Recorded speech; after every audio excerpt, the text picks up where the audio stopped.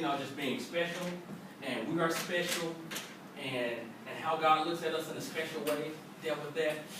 And I really want to keep that in mind. I want you to look at yourself in a unique way. I want you to do that.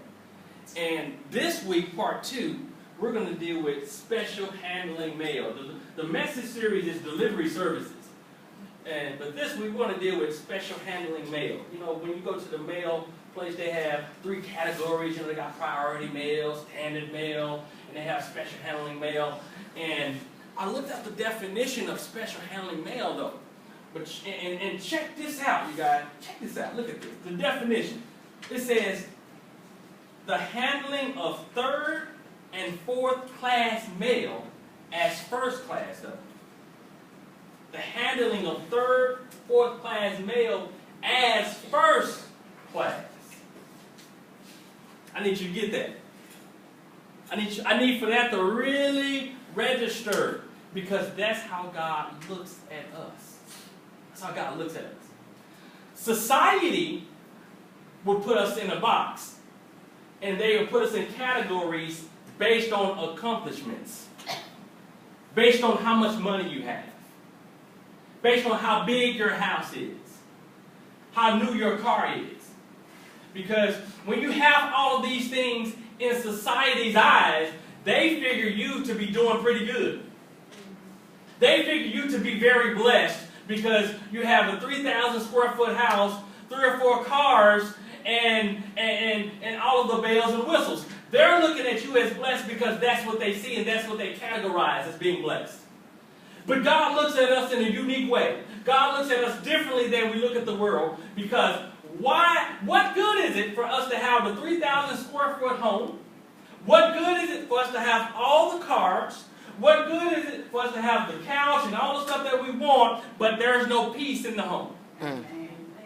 What good is that? What good is that? What good is that? You sitting in your plush couch and all of that, and the big screen TV, but you are on the verge of committing suicide. What good is that?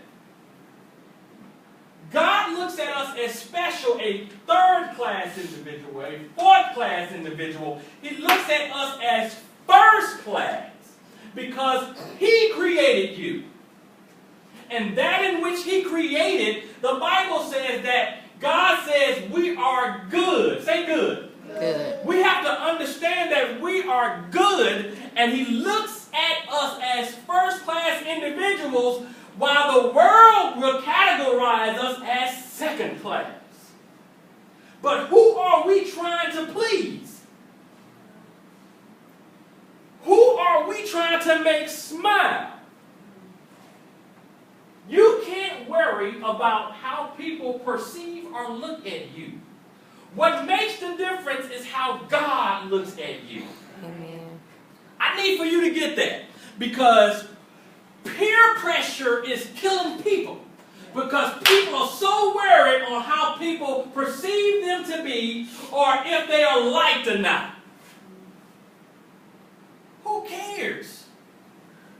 What good is it if you have all of the friends, all of the followers, you have all of this contact, but God looks at you as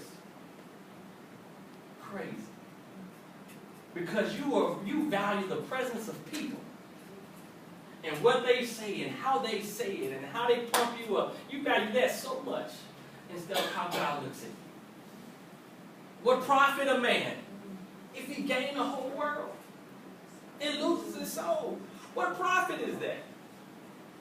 So why is God looking at us in the way in which He does? Because the world is so easy and so quick to put you down. Y'all, I'm telling you, you can be riding on the high, but then you can be very low.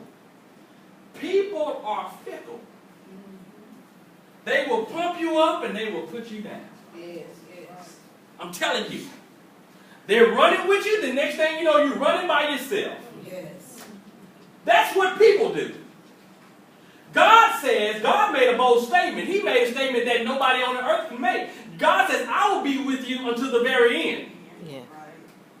That's what my home homeboy said. That's what Jesus told me. Jesus says, I'll be with you regardless of what people do, regardless of how they treat you, regardless of how broke you may be. He says, I'll be with you to the very end. So who is it going to be? Is it going to be me or them? Because you've got to make a choice here. Yes. Because I'm handling you as first class mail, but they're handling you as fourth and third class mail.